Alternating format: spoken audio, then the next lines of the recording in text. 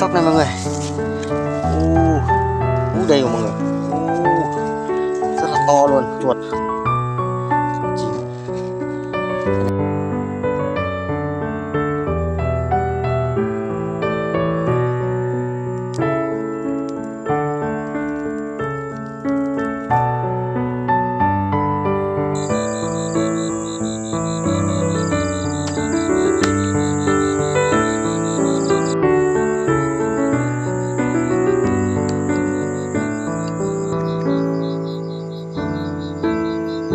Đâu đi đâu tầm mất rồi.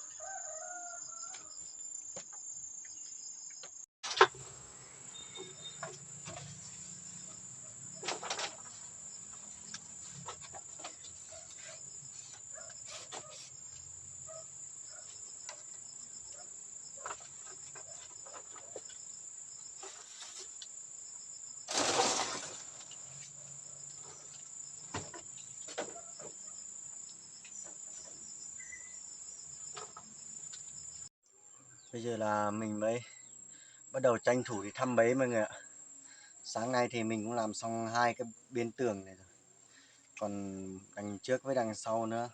Mình đi thăm bẫy quay lại thì nếu mà sớm thì mình mới tiếp tục hoàn thiện nốt. Nhưng mà cũng chắc cũng sáng nay là cũng không kịp hoàn thiện xong. Vì bây giờ cũng gần trưa 11 giờ rồi. Sáng mình không đi thăm bẫy là sáng, bởi vì là vào rừng nó rất là ướt, bởi vì mùa này đêm ấy sương nó xuống rất là nhiều nên vào rừng rất là ướt. Nên là trưa nay mình làm xong mình tranh thủ vào, bây giờ mình bắt đầu đi thăm bẫy để nếu mà may mắn dính được con gì không thì tối nay là mình lại có cái ăn mồi ngon mọi người ạ. Bây giờ là mình bắt đầu đi thăm bẫy nha mọi người.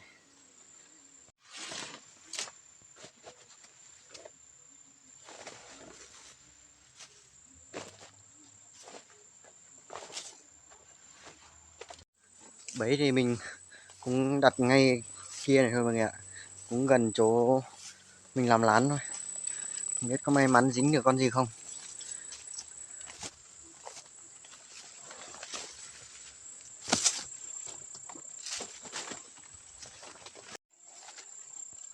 Cái đầu tiên dính mọi người, ui con chim, dính con chim mọi người ạ.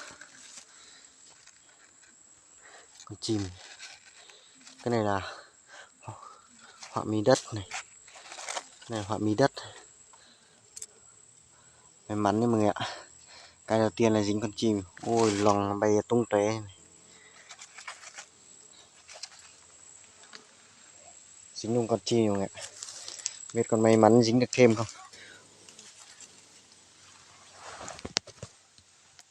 Quái lập mái xong thì mình mới tranh thủ đi đặt được 6-7 cái thôi. Chỗ nào chỗ này có một cái.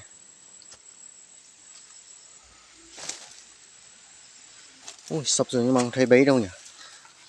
Đây rồi mọi người. Rất là to luôn, chuột. Cái này là chuột mốc này, rất là to luôn. Một con này là một mình là ăn không hết rồi mọi người ạ, rất là may mắn hôm nay. Con này to, rất là to luôn. Con này chắc là 6-7 lạng nha mọi người ạ, rất là to luôn. Tiếp tục còn 2-3 cái bên kia này. Chỗ này có một cái này, không biết có may mắn dính không. Cái này cũng sập mọi người ạ. Cái này sập nhưng mà không dính, toàn lông này. Cái này như lông con sóc cái sao ấy. Cái này như lông con sóc. Dính toàn là lông mọi người ạ. Cái này là lông con sóc. Dính này. Cái này là lông con sóc. Tiếc thế mọi người, rất là tiếc luôn. Còn 2-3 cái nữa mình cũng không nhớ đâu. Cái này có một cái này, không dính mọi người ạ. Cái này không sập, không dính.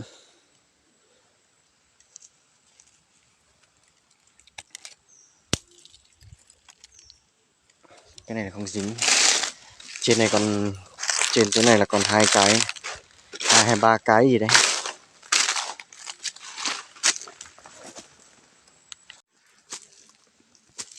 Cái này lại dính mọi người ạ. Cái này dính chuột, chuột nhà này. Này chuột nhà. Chuột này thì nhỏ hơn chuột móc lúc nãy. Chuột này to kịch chỉ bằng này thôi, to hơn một tí nữa thôi. Hôm nay là thoải mái ăn rồi mọi người ạ. Bên kia này còn một cái nữa.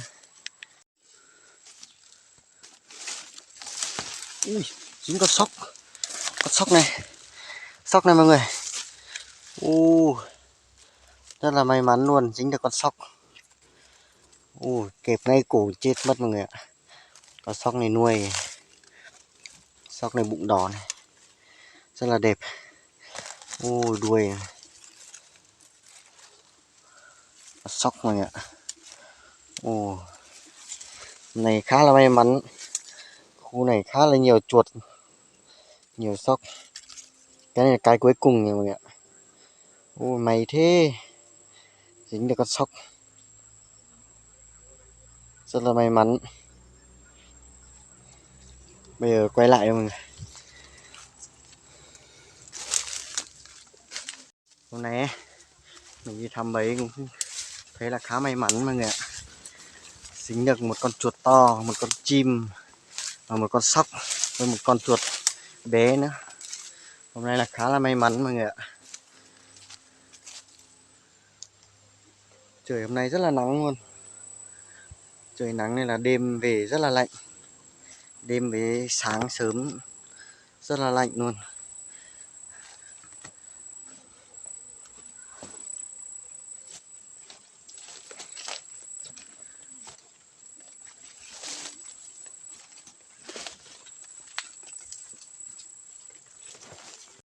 Quay về đến lán nha mọi người ạ. Trời hôm nay rất là nắng luôn.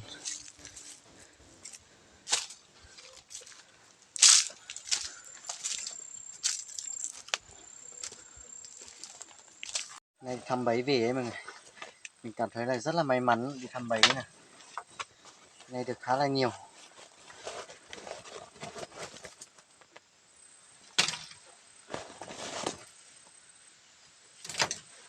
Hôm nay khá là may mắn luôn. Một con chuột to này.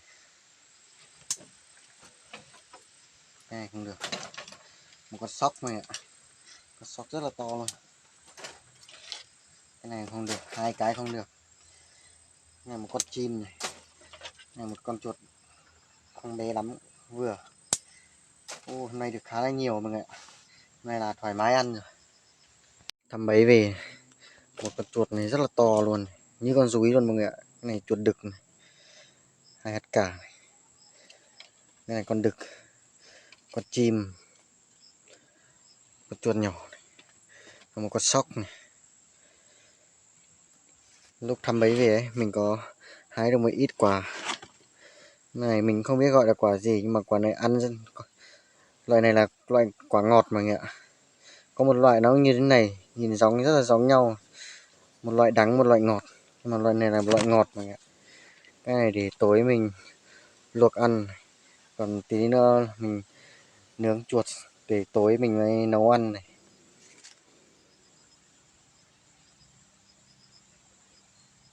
Có sóc rất là to luôn, bụng đỏ này, rất là đẹp.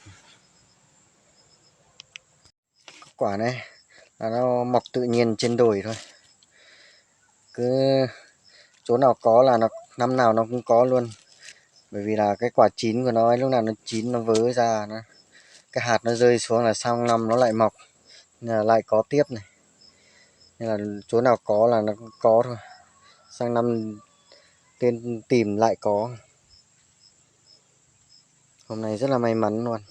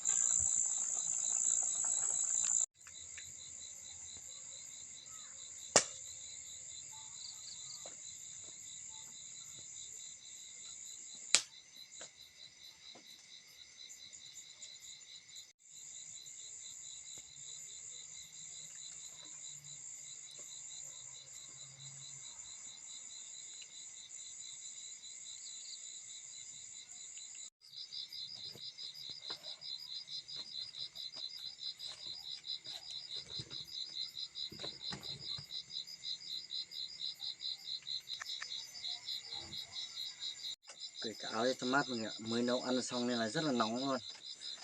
Nhưng mà tối ngủ thì chắc là lạnh.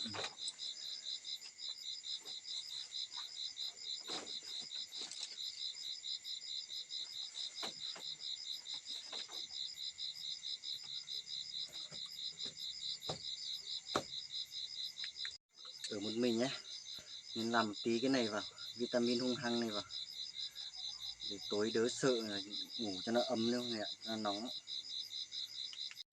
Xin mời mọi người ăn cơm tối cùng mình nhá.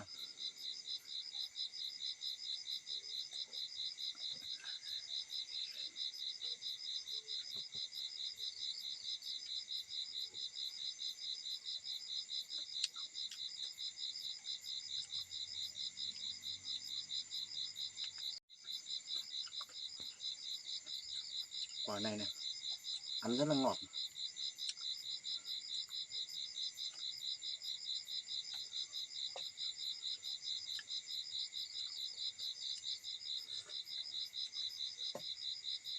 Thịt chuột này ngọt.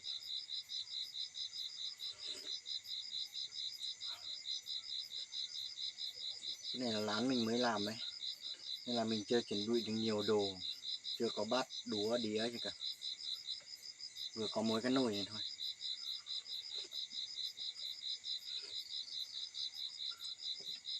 Do mới làm nên là mình chưa chuẩn bị được đầy đủ đồ, nhưng mà 1-2 ngày nữa mình có thời gian mình quay về mình mới sắm thêm đồ.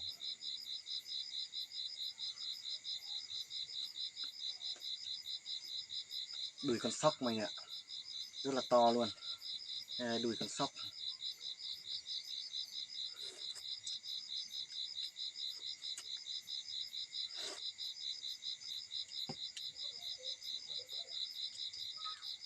Nước nó rất là ngọt.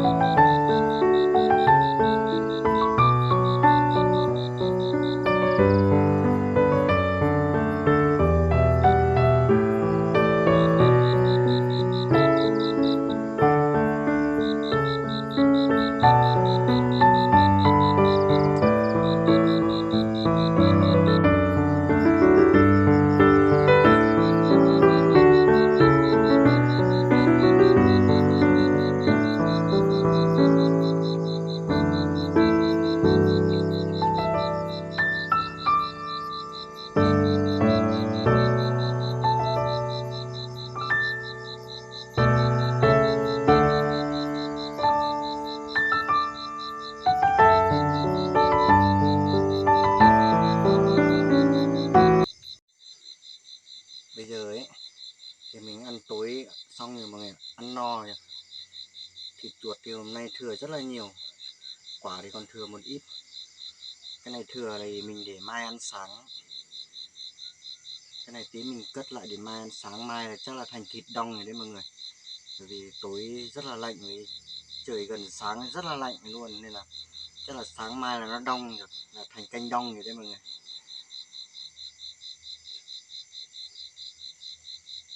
Bây giờ mình cũng ăn no rồi, mình dọn mâm để chuẩn bị ngủ thôi mọi người ạ. Hôm nay mình làm việc khá là nhiều nên là rất là mệt. Hôm nay là ngủ sớm một lúc, ngủ sớm hơn mọi hôm một tí mọi người ạ. Bây giờ video của mình cũng khá là dài rồi, mình xin phép được kết thúc video tại đây. Hẹn gặp lại mọi người ở video tiếp theo. Chào mọi người.